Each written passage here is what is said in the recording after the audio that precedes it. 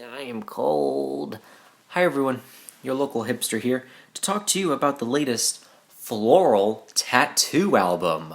You can never have a long enough head start. Floral Tattoo is the name of a band from Seattle, Washington that are known for making lo-fi indie. From what I can tell, we have Alex Anderson on guitars and vocals primarily, Gwen Power with synthesizer, guitars, vocals too, Travis Powell with bass, vocals, mixing and engineering, and Christian Taylor with drums and percussion, as well as a few friends on the record. And from what I can tell, Floral Tattoo have been a band since 2015, releasing their Bedroom Demo EP, a collaborative EP between they and the I in Irony. But it wasn't until 2018 where they saw movement in the band. They released a couple singles, they released a debut album, Approaching Bearable. However, that didn't get the same amount of attention that this album is getting currently. Now, stumbling across Floral Tattoo was kind of like finding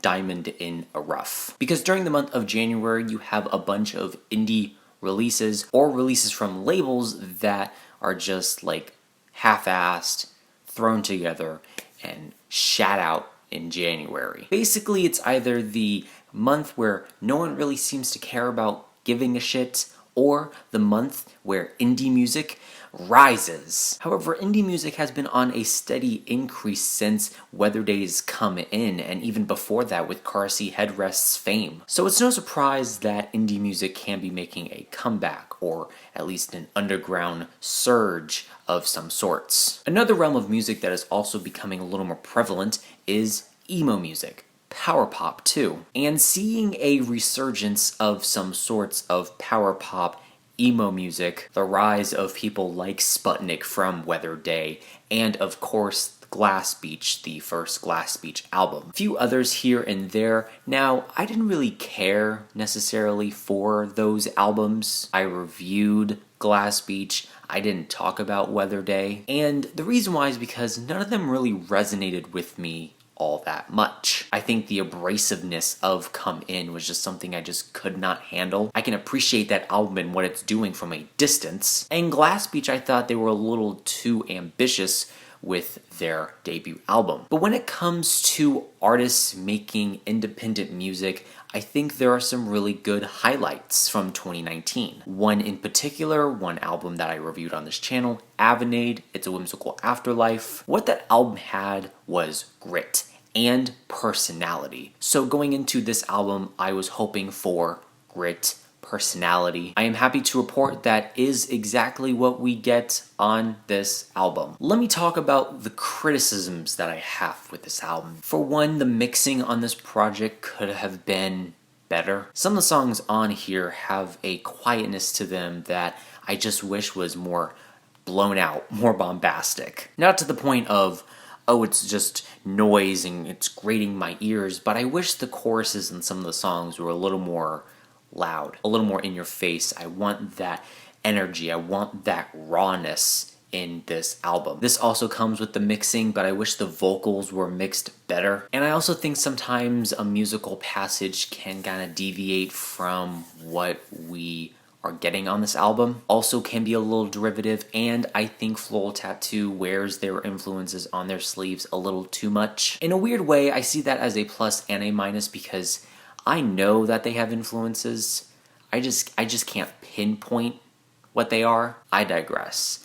The strong suits of this album really lie in the songwriting, as we have themes of LGBT identity. Even on the Bandcamp page for Floral Tattoo, they are described as music for sad trans people who grew up at the dawn of the digital age, which is no stranger to lo-fi music. Emo music as well, as that, in my opinion, nowadays is almost a crux in the genre. There is, of course, going to be LGBT themes on an album like this. Not only LGBT themes across this album, but also somewhat of a rebellious theme to it. Anxious is also another word that comes to mind, as well as sadness. This is a very raw album, as the vocals on some of the tracks here, again, mixed a little poorly in my opinion. However, when they're mixed good, there is some angst really being portrayed in the vocalists. Don't Try Things is a good example of this in the track listing, as I can't really tell who is singing. However, they're singing very strongly, very powerfully, screaming at the top of their lungs, and you can just feel the emotions, you can feel the pain, the turmoil in this person's voice. You get the track She, which has these very boyish and androgynous vocals. I like the way the vocals are on this track in particular because it has a sense of innocence, a sense of pureness, a sense of someone in a world that they just aren't ready for. However, diving deeper into the lyrics, that is not what we get. Needle in the arm, feeling draining from me, better close my eyes, lest I pass out. Pink around my wrist, I'm free to go now, leave through the front door, and I don't know where I'm going or what I'm gonna do with my life. Another theme that pops up on this album is adulthood, rather, what the hell to do. Something that I can resonate with so much because, hey, if any of you guys are in your late teens, early 20s, and have no idea what you're gonna do with your life, you feel lost, hopeless, anxious, worried. Are you going to survive in the world? Are you going to live in the world? You gotta move out of your parents' house one way or another, whether they kick you out or you move out on your own, or marry into a rich family, whatever. I guess that's why I like this album so much. This album to me not only has a strong personality, but I personally connect to it. I can connect to the themes on this album dealing with adulting, adulthood, and just hopelessness in a sense. However, those are not the only themes on this album. There are musical detours on this album that turned out good. There are some that stifle this project from greatness. Danny Be Well is a great track about worrying about a friend. It's interesting because I have a friend that moved to Montana. His name's not Danny, but it's just kind of eerie, the resemblance. The lyrics on this track are heartfelt yet soaked in sadness, almost as if you're speaking to this person but you know there's just no hope. The motif repeating this, hope you, I hope you, I hope you, almost in every single line is that phrase uttered. I hope you're doing well, I hope someone loves you, I hope that you're safe, I hope that you're able to sell your car and get out of the state.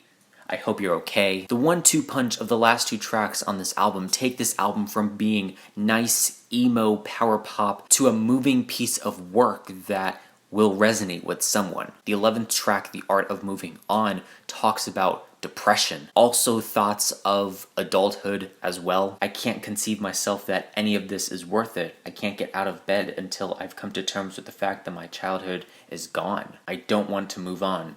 I remember sneaking into state parks after dark and hiding from the cops. I don't know if we were better then. All I know is that I felt better then. Then you get the last track on here, My Life Fell Apart This Year. In a way, this track reminds me of Welcome to the Black Parade. You have the amazing instrumentation, you have the vocals screaming, and then someone talking underneath. I really wish I knew the lyrics to this track. However, what I can tell is that this song ends the album off on a very powerful sentiment, and that is growing up is hard. And growing up in today's age is even harder. Not only does this album have a very distinct personality to it that does wear its influences on its sleeve proudly, it has an amazing resonance with a listener that makes it more rewarding to go back to and more intriguing to listen to. Throughout the year, I don't doubt that I will be listening to this album more often than not. Even with these small problems that I see in it, the musical detours that sometimes feel a little awkward, mixing that could have been better, vocals that could have been louder. However, there are highlights on this album, no doubt. Songs like Life in Color, as well as Julius and Ethel, Reading Forest Fire, FERMI, although I wish this track didn't fizzle out at the end, Danny Be Well, etc., etc.